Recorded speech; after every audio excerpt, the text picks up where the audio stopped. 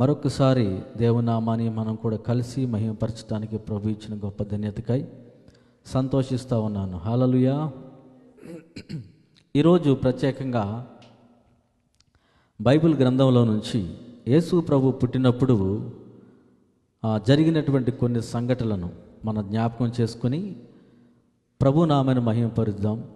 దేవుడు మనుషుల ఎడల కలిగి ఉన్నటువంటి ప్రణాళికను కూడా తెలుసుకుని దేవుని నామాన్ని మనం మహిమపరుద్దాం. మత్తయి సువార్త 3వ అధ్యాయము 10వ వాక్యం అలాగే 11 చదువుకొని ప్రభు నామాన్ని మహిమపరుద్దాం.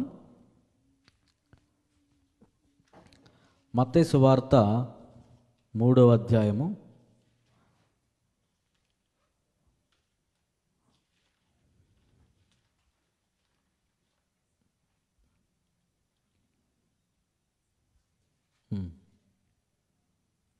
వారు ఆ నక్షత్రమును చూసి అత్యానంద భరితులై ఇంటిలోనికి వచ్చి తల్లి అయిన మరియను ఆ శిశువును చూసి సాగిలపడి ఆయనను పూజించి తమ పెట్టెలు విప్పి బంగారమును సాంబ్రాణిని బోళమును కానుకలుగా ఆయనకు సమర్పించిరి.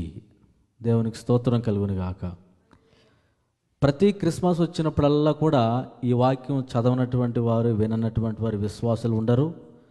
ఈ వాక్యాన్ని బోధించినటువంటి దైవజనులు కూడా ఉండరు నాకు తెలిసి. కానీ ఈరోజు ప్రత్యేకమైనగా ఈ వాక్యాన్ని మనం పరిశుద్ధాత్మ దేవుడు మనకు చెప్పినట్లుగా మనం నేర్చుకుంటే చాలా ధన్యులమని నాకు అనిపిస్తూ ఉంది. ఈ యొక్క తూర్పు దేశం నుంచి వచ్చినటువంటి జ్ఞానులు యేసు ప్రభువును మరియను చూడకముందు మరొకళ్ళను చూశారు. ఆయన హేరోదు రాజు. హేరోదు రాజు దగ్గరికి వెళుతున్నప్పుడు కూడా వీరి దగ్గర బంగారము సాంబ్రాణి బోళం ఉంది. కానీ ఆ పెట్టెలను అక్కడ మాత్రం విప్పలేదు వీళ్ళు. హల్లెలూయా. చాలామంది విశ్వాసులు ఎక్కడ తమ యొక్క హృదయాలను ఓపెన్ చేయాలో తెలుసుకుంటే దైవికమైన ఆశీర్వాదం వచ్చింది. హేరోదు రాజు కనపడ్డాడు కదని గప్పుకుని అక్కడ తమ పెట్టెలు విప్పదీసి బంగారం సాంబ్రాణి బోళాన్ని ఇవ్వలేదు. అంటే తమ దేవుడి పట్ల వారికి ఉన్నటువంటి భయము, భక్తి, శ్రద్ధ ఈరోజు వరకు తూర్పు దేశ జ్ఞానులను మనకు జ్ఞాపకం చేస్తూ ఉంది. వారు ఎంతో ప్రయాసపడి కష్టపడి ఆ సాంబ్రాణి, ఆ బోళము, ఆ బంగారాన్ని నా ప్రభు కొరకు చూపించాలి, ఆయనకి మాత్రమే అర్పించాలని భయముతోటి వారు వచ్చారు. మరి దేవుని మందిరానికి వెళ్ళేటువంటి అనేక మంది దినాల్లో అటువంటి భయము, భక్తి, శ్రద్ధ కలిగి వెళుతున్నారంటే చాలా తక్కువేనని చెప్పొచ్చు. చాలామంది దేవుని మందిరానికి వెళ్ళేటప్పుడు ఈరోజు నా ప్రభువుకి నా హృదయాన్ని చూపించాలి అనేటువంటి ప్రాముఖ్యమైన ఉద్దేశంతో ఏ వ్యక్తి అయితే మందిరానికి వెళతారో ఆ వ్యక్తి పట్ల ప్రభు యొక్క కనికరము, ఆయన యొక్క కనుచూపు వారి మీద ఉండబోతుంది. ఈ తూర్పు దేశపు జ్ఞానులు హేరోదు రాజు దగ్గరకు వచ్చినప్పుడు వారు ఏం మాట్లాడారంటే, యూదులకు రాజు పుట్టాడు, ఆయన ఎక్కడా అని అడిగారు. మేము ఆయనకి సాంబ్రాణి కానీ బోళం కానీ తెచ్చాము, ఆయన ఇవ్వాలి అని మాత్రం చెప్పలేదు. అంటే ఎంత జ్ఞానమో చూడండి. నిజంగా వారు జ్ఞానులు అనడానికి ఇది ఒక ప్రాముఖ్యమైన కారణం. మనమైతే జ్ఞానం లేకుండా, బుద్ధి లేకుండా, ఆలోచన లేకుండా దేవుని మందిరానికి ఎలా పడితే అలా వెళ్ళిపోతాం ఇష్టానుసారంగా మన జీవితాన్ని. దేవుని మీద ఒక శ్రద్ధ కానీ, భయము కానీ, ఆయనకి ఇవ్వాల్సినటువంటి ఏదైతే ఆ కృతజ్ఞత భావం ఉందో దానిని పట్టుకుని వెళ్ళడానికి చాలామంది తెలియకుండానే వెళ్ళిపోతూ ఉంటారు. కానీ వీరు మనకు నేర్పుతున్నటువంటి ఒక గుణపాఠం, లేకపోతే ఒక పాఠం ఏంటంటే, ఒక మంచి ఆలోచన ఏంటంటే, వారు ఎలాగైతే తూర్పు దేశం నుంచి జాగ్రత్తగా ఆ పెట్టెలను పట్టుకుని వచ్చి యేసయ్య దగ్గరికి వచ్చేంత వరకు జాగ్రత్త వహించారో అదే జాగ్రత్త ఏ విశ్వాస అయితే ఉంచుతారో ఆ విశ్వాసని ప్రభువు చూసి ఆ విశ్వాస పట్ల దేవుడు ప్రత్యేకమైన శ్రద్ధ కలిగి ఉంటాడు. దేవునికి స్తోత్రం కలుగును గాక. హల్లెలూయా, హల్లెలూయా. చూడండి, కొంతమంది దేవుని మందిరానికి వెళ్ళే సమయంలో వారికి భయం కానీ, భక్తి కానీ, శ్రద్ధ కానీ ఉండకపోవచ్చు. ఈరోజు నేను దేవుని సన్నిధానానికి వెళుతున్నాను, నా ప్రభువుని ఆరాధించడానికి వెళుతున్నాను, నా హృదయము స్థిరపరచుకొని నా హృదయాన్ని శుద్ధి చేసుకొని ఒక మంచి మనసుతోటి ఈరోజు నా ప్రభువుని ఎదుర్కోవడానికి నేను వెళ్ళాలి అనే ప్రాముఖ్యమైన ఉద్దేశం ప్రతి ఒక్కరిలో ఉండాలి. దానికి టైము మనకు సరిపోదు. చాలామందికి ఇంటిలో రెడీ అవ్వడానికే 6 గంటలు టైం తీసుకుంటే మందిరానికి వెళ్ళటానికి కొంత టైం పట్టితే అక్కడ గడపటానికి ఆరాధించడానికి చాలా తక్కువ టైం ఉంటుంది. ఆలోచించండి మీరు. నా ప్రియమైన దేవుని బిడ్డలారా, తూర్పు దేశం నుంచి ప్రత్యేకంగా ప్రభువును చూడటానికి వచ్చిన జ్ఞానులు వారు ఎంత తగ్గింపు కలిగి వెళ్ళారు. వారి జ్ఞానాన్ని పక్కన పెట్టుకుని వెళ్ళారు. వారి ప్రయాణంలో మనకు కనపడుతుంది ఏంటంటే చాలా తగ్గింపు కనపడుతుంది. అంటే మేము జ్ఞానులమైనా ఆయన ముందు తల వంచుకోవాల్సిందే, ఆయనకు సాగిలి పడాల్సిందే. మా జ్ఞానము ఆయన ముందు ఎందుకు పనికిరాదని చెప్పేసి వారు అనుకుంటా ఉన్నారు. మనం కూడా ఎప్పుడైతే దేవుని యొక్క మందిరానికి వెళుతున్నప్పుడు, దేవుని చూడటానికి వెళుతున్నప్పుడు, దేవుని దర్శించడానికి వెళుతున్నప్పుడు మన జీవితాల్లో ప్రత్యేకమైన శ్రద్ధ కలిగి ఉన్నప్పుడు దేవుడు అద్భుతంగా మన జీవితాలను ఆదరించేవాడై ఉన్నాడు. ఆమేన్, హల్లెలూయా. చూడండి, చాలామంది టెంపుల్స్ దగ్గర కొబ్బరికాయలు కొడుతుంటారు. వారి భక్తిని చూస్తే చాలా ముచ్చట అనిపిస్తూ ఉంటుందండి. వారు 100 మంది ఉన్నా ఎవరిని లెక్క చేయరు. అవునా కాదు? ఎవరిని పట్టించుకోరు అసలు. చక్కగా వారు నమ్ముకున్న దేవుడి దగ్గరికి వెళ్ళి నమస్కారం చేసి చెప్పులిప్పి చక్కగా ఏదైతే హృదయంలో వాళ్ళు అనుకుంటున్నారో అది అనుకొని అక్కడ కొబ్బరికాయ కొడతారు. కొబ్బరికాయ కొట్టినప్పుడు కొబ్బరికాయ తెల్లగా ఉంటుందా నల్లగా ఉంటుందా? తెల్లగా ఉంటుంది. దాంట్లో నీళ్లు స్వచ్ఛంగా ఉంటాయి. అయితే ఆ మనుషులు అనుకోవచ్చు, ఇది ఎలాగైతే తెల్లగా ఉందో, ఇది నీరు ఎలాగైతే స్వచ్ఛంగా ఉందో మేము కూడా అలా ఉన్నామని చాలామంది భ్రమపడేవాళ్ళు కూడా ఉన్నారు. ఏ వ్యక్తి అయినా సరే దేవుడి దగ్గరికి వెళ్ళినప్పుడు వారు హృదయాన్ని చక్కగా సరి చేసుకుని వెళితే కొబ్బరికాయ కొట్టకపోయినా ఆ హృదయం తెల్లగా కనపడుతుంది దేవుడికి. దేవుడు దాన్ని అంగీకరిస్తాడు. దేవునికి స్తోత్రం కలుగును గాక. మనసు బాగోకుండా నువ్వు 1000 కొబ్బరికాయలు కొట్టినా దేవుడు దాన్ని చూడు పట్టించుకోడు కూడా అసలు. కాబట్టి వీరు ముందుగా హేరోదు రాజు దగ్గరికి వచ్చినప్పుడు వారి జీవితాల్లో ఎక్కడ కూడా పొరపాటు కానీ నోరు జారటం కానీ లేకుండా చక్కగా ఒక ప్రత్యేకమైన శ్రద్ధ. ఎదురుగుంటే రాజు కనపడుతున్న వాళ్ళు అడుగుతున్నారు, యూదులకు రాజు ఎక్కడని. ఆయన ఎవరుకున్నాడు రాజు? మరి ఆల్రెడీ అక్కడ రాజు ఉన్నాడు కదా.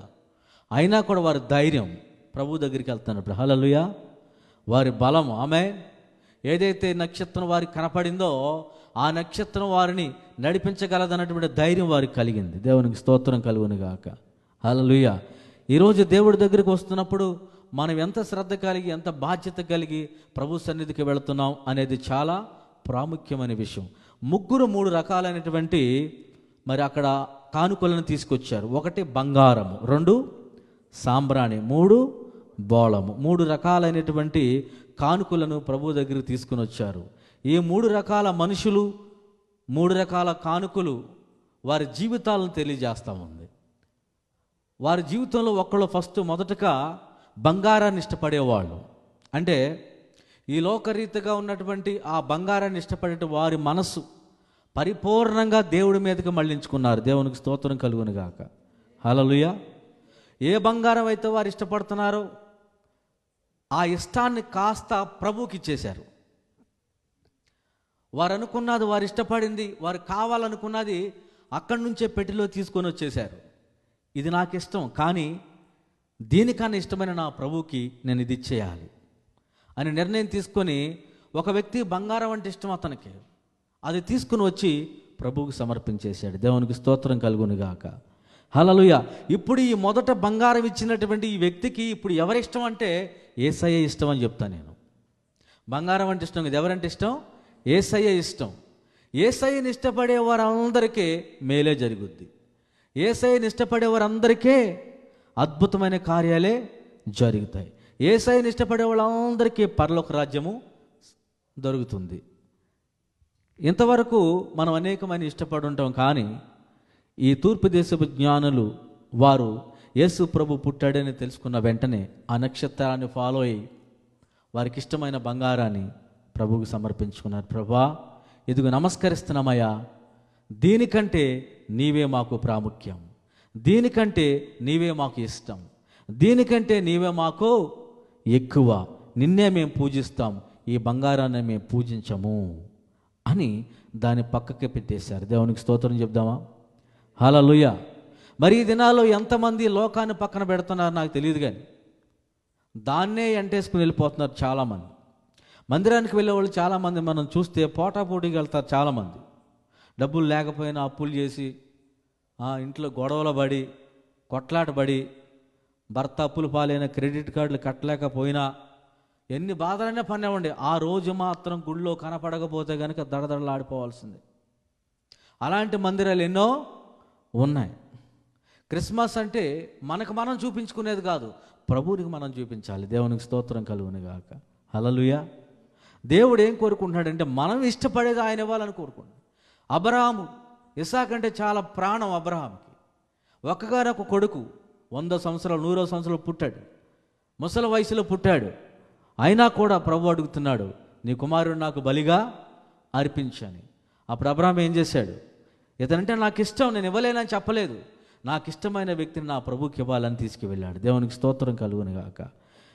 బలి అర్పించబోయే సమయంలో అబ్రహామా ఆగు అన్నాడు. అది అక్కడ గొర్రె పిల్ల ఉంది, ఇస్సాకుని పక్కన పెట్టి అన్నాడు.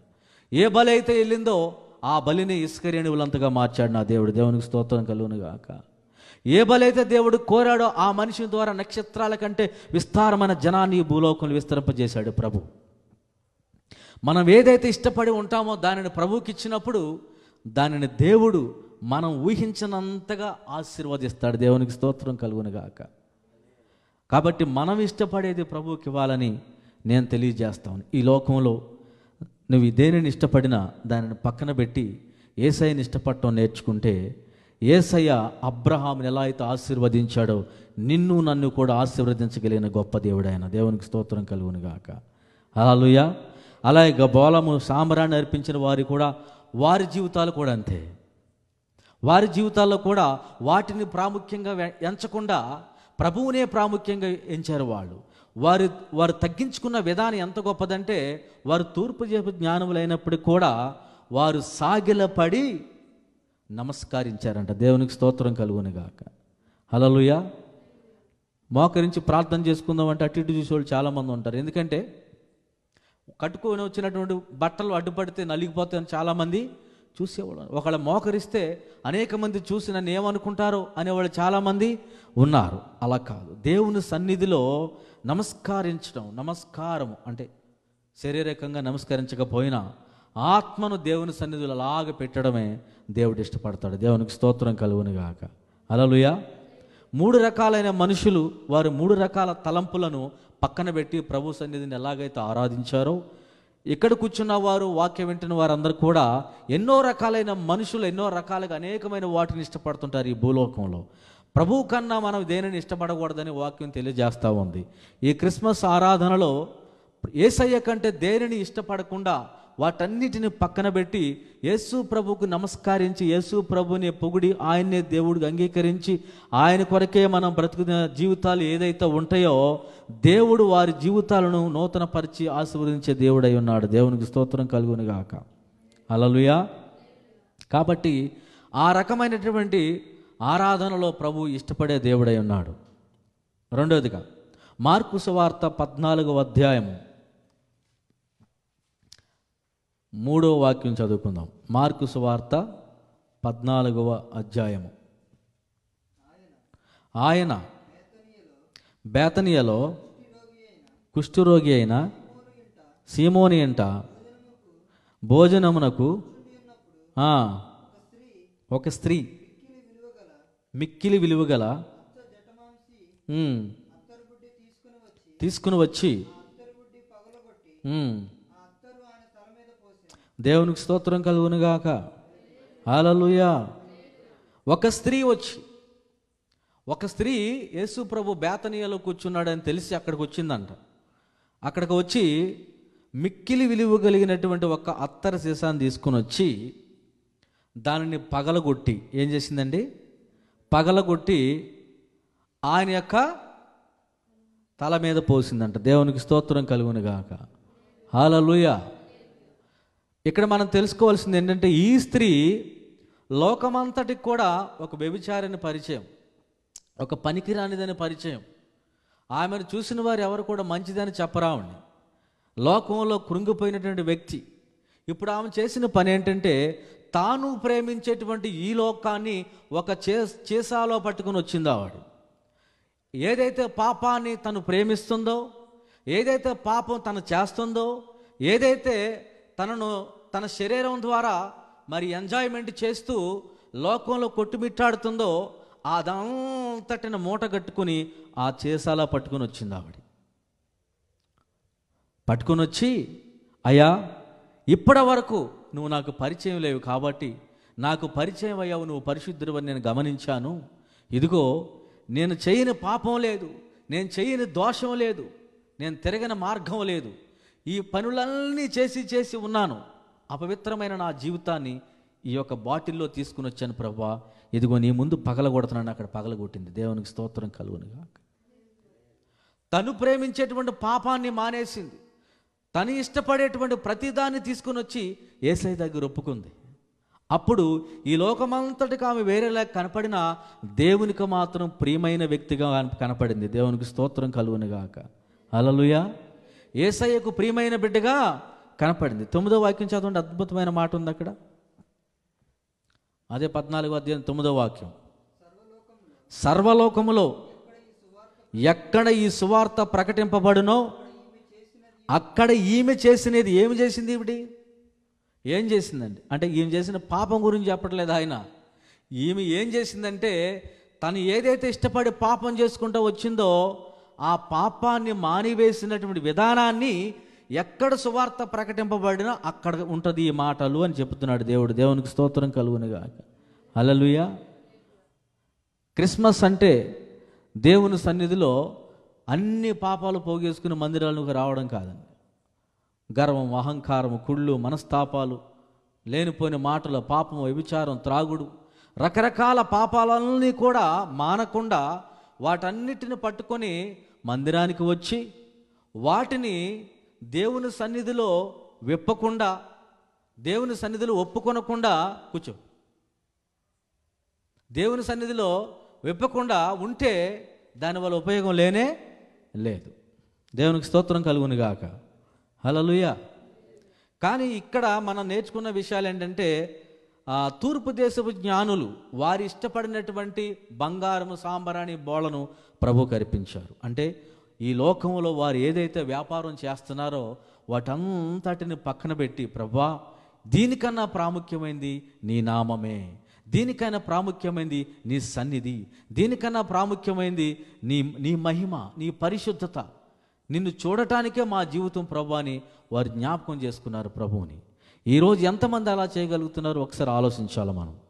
చేయలేనటువంటి వాళ్ళు ఎంతోమంది ఉన్నారు. ఈ క్రిస్మస్ దినాన యేసయ్యను బాధ పెట్టేవాళ్ళు ఎంతోమంది కోకులలో ఉన్నారు. లక్షల మంది, కోట్ల మంది ప్రజలు ఈ భూమి మీద ఉన్నారు. ఈరోజు క్రిస్మస్ ఆరాధన జరిపించుకున్న వాళ్ళలో ఎన్నో కోట్ల మంది ప్రజలు ఉన్నారు నాకు తెలిసి. దేవుని బాధ పెట్టిన వాళ్ళు, వారి మనసు మారలేదు, వారి బ్రతుకు మారలేదు, వారి జీవితాలు మారలేదు, వారి వేషాలు మారలేదు, వారి పరిస్థితులు మారలేదు. అయినా కూడా వారు క్రిస్మస్ ఆరాధన చేయడానికి వస్తున్నారు చాలామంది. ఈ జ్ఞానుల కంటే గొప్పవాళ్ళ ఆలోచించాలి ఒకసారి. వీరు మనకు నేర్పుతున్నటువంటి పాఠం ఏంటి? వీరు ఈ వాక్యం ద్వారా మనం నేర్చుకున్న పాఠం ఏంటి అంటే, ఈ లోకంలో ఇష్టపడేది ప్రతిదీ కూడా, దేవునికి ఇష్టం లేనిది ప్రతిదీ కూడా మనం విడిచిపెట్టాలి. అప్పుడు దేవుడు మనల్ని ఇష్టపడతాడు. ఈ స్త్రీ కూడా తన ఇష్టానుసారంగా జీవించిన బ్రతుకంతా కూడా తీసుకొచ్చి దేవుని సన్నిధిలో చెప్పినట్టుగానే ఎవరైతే అలాగూ ఆ జీవితాన్ని ప్రభు సన్నిధిలో పెడతారో ప్రభు వారిని అంటున్నాడు 9వ వాక్యంలో, సర్వలోకములు ఎక్కడ ఈ సువార్త ప్రకటింపబడినో అక్కడ ఈమె చేసినది జ్ఞాపకార్థముగా ప్రశంసింపబడినని మీతో నిశ్చయముగా చెప్పుచున్నాను. దేవునికి స్తోత్రం కలుగునుగాక. హల్లెలూయా. ఎంత గొప్ప సంగతి అండి అసలు అది. 12 మందిలో ఒకడు ఇస్కరియోతు యోధ ప్రధాన యాజకుల చేతికి ఆయనను అప్పగింపవాలని వారి యొద్దకు పోగా వారు విని సంతోషించి వానికి ద్రవ్యమిత్తమని వాగ్దానం చేశారు కనుక వాడు ఆయనను అప్పగించుటకు తగిన సమయం కనిపెట్టుచుండెను. ఇప్పుడు వీరిద్దరు హృదయాలు చూడండి. ఒక స్త్రీ ఏమో ఈ లోకమే వద్దనుకుంది, ఈ లోకంలో ఉన్నటువంటి సంతోషమే వద్దనుకుంది. ఎందుకంటే తను మరణిస్తే నిశ్చయముగా నరకానికి వెళ్తుందని తెలుసు. అందుకనే ప్రభు సన్నిధికి వచ్చి ఈ లోకాన్ని విడిచిపెట్టింది. దేవునికి స్తోత్రం కలుగును గాక. ఇంకొక వ్యక్తి ఏమో ప్రభువు దగ్గర నుంచి లోకానికి పారిపోతున్నాడు. కాబట్టి ఈ రెండు విషయాలు మనం గమనించినట్లయితే దేవుని శక్తి తప్పనిసరిగా ఈ యొక్క జ్ఞానులు చేసినట్టుగా చేసిన వారి మీదకును, ఈ యొక్క స్త్రీ చేసిన వారి మీదకును వచ్చునుగాక. ఆమేన్. హల్లెలూయా. 3వ వాక్యం చదువుకుని మనం ఊహించుకుందాం. 1 సమూయేలు 1వ అధ్యాయం 15వ వాక్యం. 1 సమూయేలు 1వ అధ్యాయం 15వ వాక్యం.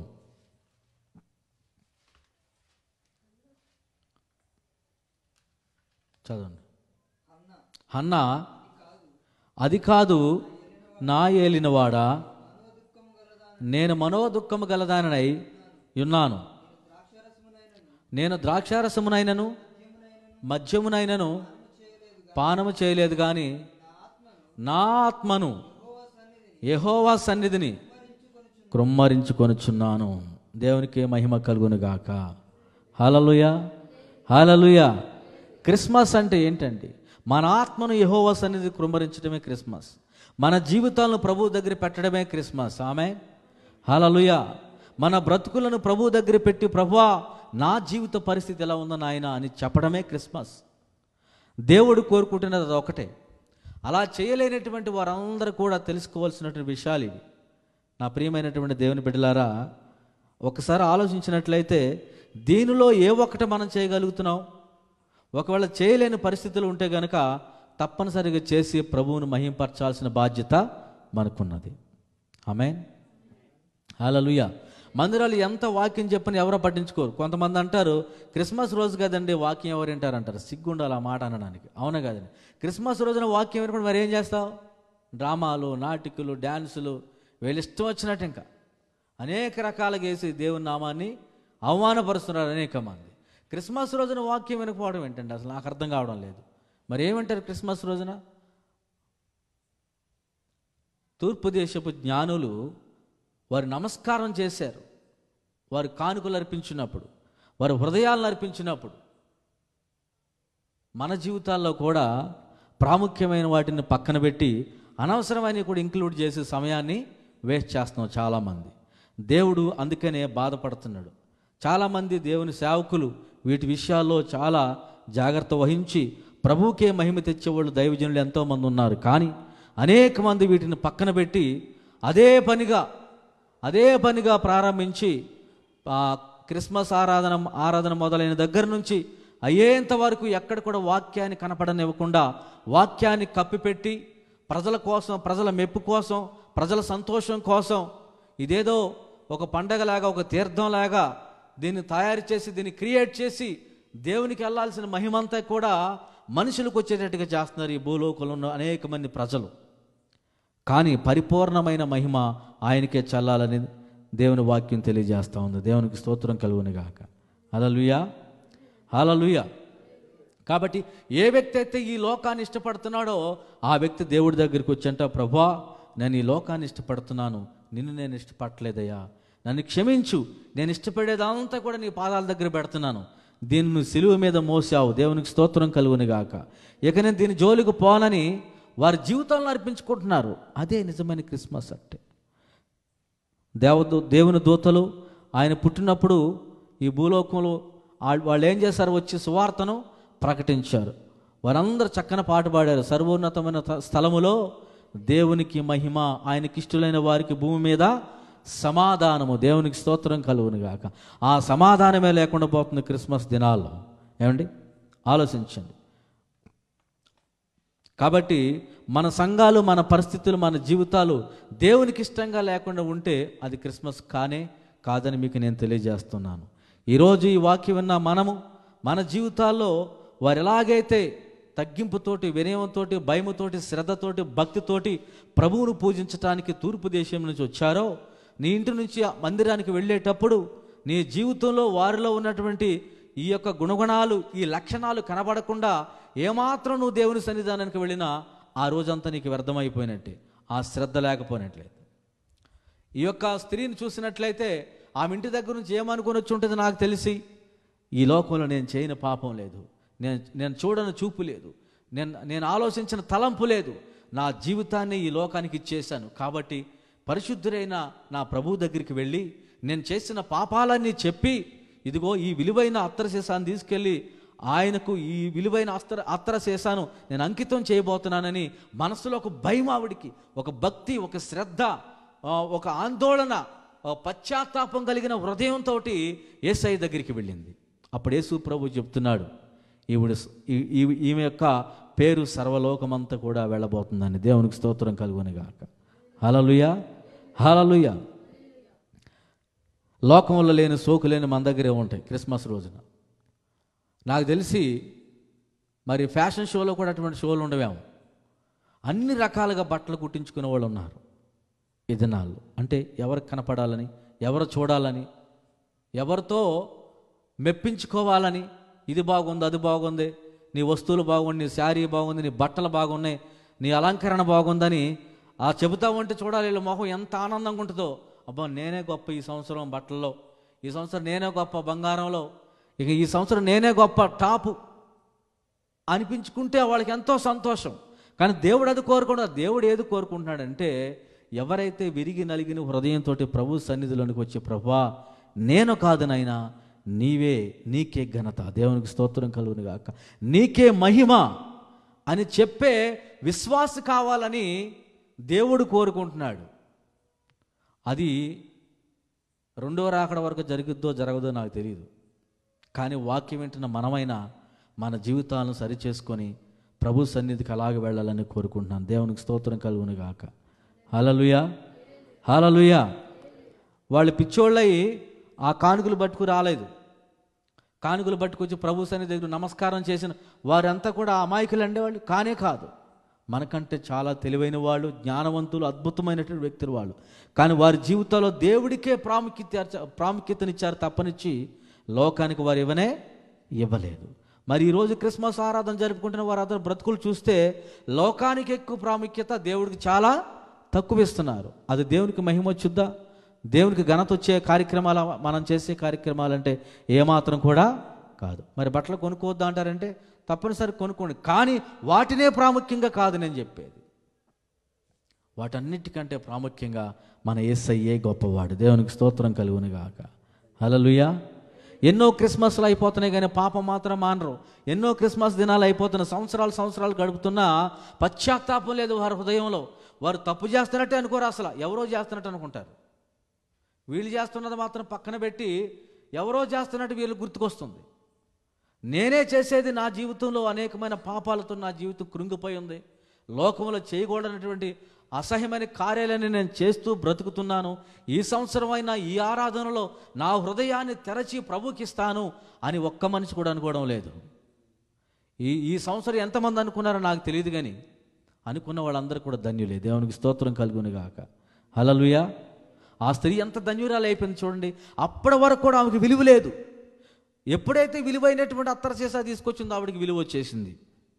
మనం కూడా ప్రభు సన్నిధిలో మనకి విలువ లేనప్పుడు, ఈ లోకంలో మనం బ్రతుకుతున్న మన జీవితాలకు మనం తెలుసు మనమేంటో, మన బ్రతుకులను ప్రభు దగ్గరికి తీసుకొచ్చినప్పుడు ఆ జీవితాన్ని దేవుడు లోకమంతా, సర్వలోకమంతా ప్రకటించబడేట్టుగా చేయబోతున్నాడు. దేవునికి స్తోత్రం కలుగును గాక. హల్లెలూయా. ఎవరైతే పశ్చాత్తాపం కలిగి హృదయాన్ని శుద్ధి చేసుకొని జీవితాలను సరి చేసుకొని వారు బ్రతుకులను, ఆవిడకి ఏం క్వాలిఫికేషన్ ఉందండి? ఆవిడకున్న క్వాలిఫికేషన్ ఒకటే, ఆవిడ వ్యభిచారి అని. కానీ ప్రభు దగ్గరికి వచ్చినప్పుడు మాత్రం ఆవిడ జీవితాన్ని దేవుడు మార్చివేసి పవిత్రంగా చేయగలిగాడు. దేవునికి స్తోత్రం కలుగును గాక. హల్లెలూయా. మనం ఈ లోకంలో ఎటువంటి చీకటి శక్తులతోటి, అసహ్యమైన కార్యాలతో జీవిస్తున్నా ఆ బ్రతుకును దేవుడి దగ్గరికి తీసుకొచ్చి మనం అర్పించిన వెంటనే మన జీవితాలను దేవుడు ఉన్నతమైన జీవితాలుగా మార్చగలిగిన గొప్ప దేవుడు ఆయన. దేవుడు అది కోరుకుంటున్నాడు క్రిస్మస్లో. కాబట్టి ఎంతమంది మీ జీవితాలను ప్రభుకిచ్చి ఈరోజు ఆరాధించారో నాకు తెలియదు, కానీ ఒకవేళ అలాగే చేయని వారు ఉంటే కనుక తప్పనిసరిగా హృదయాన్ని సరి చేసుకొని ప్రభువును ఆరాధించాలని మీకు తెలియజేస్తూ ఉన్నాను. ఎన్ని పాపాలు ఉన్న వాటిని డోర్లో క్లోజ్ చేసేసి పైన మాత్రం పెయింట్ వేసేస్తా చాలు. వాళ్ళని ఏమంటున్నాడంటే, సున్నము కొట్టినా సమాధి అంటున్నాడు. పైకి తెల్లగా ఉంటారు, కానీ పగలగొట్టి చూస్తే లోనంత కుళ్ళు, స్మెల్, వాసన, దుర్వాసన, భరించలేనటువంటి జీవితాలు ఉన్నాయి ఈ దినాల్లో. పైకి మాత్రం ప్రైజ్ ది లార్డ్ బ్రదర్ అని చెప్తానే ఉంటారు, లోన భయంకరమైన కుళ్ళుతోటి జీవించే మనుషులకు దేవుడు చెబుతున్న మాట, జ్ఞానులకు ఉన్నటువంటి జ్ఞానం మనకు రావాలి. దేవునికి స్తోత్రం కలుగును గాక. హల్లెలూయా. ఆ స్త్రీ ఎలాగైతే తన జీవితాన్ని సరి చేసుకోవడానికి ఇష్టపడి ప్రభు సన్నిధికి వచ్చి పశ్చాత్తాపంతో, కన్నీటితోటి దేవుడి దగ్గర క్షమాపణతోటి వచ్చిందో, అటువంటి హృదయాన్ని కలిగి భయముతోటి, శ్రద్ధతోటి వచ్చిన వారిని దేవుడు ఆశీర్వదించబోతున్నాడు. దేవునికి స్తోత్రం కలుగును గాక. హల్లెలూయా. ప్రార్థన చేసుకుందాం కళ్ళు మూసుకొని. మహిమ కలిగిన దేవా, కృప కలిగిన దేవా, సర్వోన్నతుడా, జీవాధిపతి నాయనా, సర్వాధికారి, క్రిస్మస్ పేరు చెప్పుకొని లక్షలాది కోట్లాది రూపాయలను వేస్ట్ చేస్తూ, క్రిస్మస్ పేరు చెప్పుకొని ఘనతంతా కూడా మనుషులకు తీసుకుని వస్తూ, దేవా నీ ఘనతనంతా కూడా దొంగిలిస్తున్నా ఈ మనుషులందరూ జ్ఞాపకం చేసుకోమని అడుగుచున్నాను ప్రభువా. మహోన్నతుడా, జీవాధిపతి, కనికరమ కలిగిన దేవుడా, సర్వాధికారి, మీరు జన్మించినటువంటి ఈ దినమును పురస్కరించుకొని అనేకమైనటువంటి ఆటలకు, పాటలకు ప్రాముఖ్యమైన సమయాన్నిచ్చి నీ వాక్యానికి, పశ్చాత్తాపానికి, మారు మనసుకు, విజ్ఞాపనకు, తగ్గింపు మనసుకు, ఆరాధనకు సమయం లేకుండా పోతున్నటువంటి సంఘాలను, మనుషులను జ్ఞాపకం చేసుకొని క్షమించి వారిని సరిచేయమని అడుగుచున్నాను దేవా. నీకు వందనాలు, స్తోత్రాలు. ఎన్ని సంవత్సరాలు క్రిస్మస్ ఆరాధనకు వస్తున్నా తగ్గింపు మనసు కానీ, మారు మనసు కానీ, హృదయ శుద్ధి కానీ, పరిశుద్ధత కానీ లేకుండా జీవిస్తున్న ప్రజలు ఇకనైనా మారు మనసు పొందడానికి సహాయం దయచేయండి. లోకాన్ని ప్రేమించేవారు, పాపాన్ని ప్రేమించేవారు తిరిగి నీ యొద్దకు రావడానికి సహాయం దయచేయమని అడుగుచున్నాను ప్రభువా. ఈ వాక్యాన్ని వింటున్న వారందరిని సరిచేయండి, సహాయం దయచేయండి. హృదయాన్ని కడుక్కోవటానికి కృపనివ్వండి ప్రభువా. నీ సహాయాన్ని పంపించండి. మీరే నూతన పరిచి ఆశీర్వదించమని యేసు నామమున అడుగుచున్నాను తండ్రి, ఆమేన్. యేసు రక్తమే జయము, సిలువ రక్తమే జయము. ప్రభు యేసు నామమున సంపూర్ణ విజయము కలుగునుగాక. ఆమేన్. హల్లెలూయా. అందరికీ ప్రత్యేకమైన వందనాలు. My God bless you all. Amen.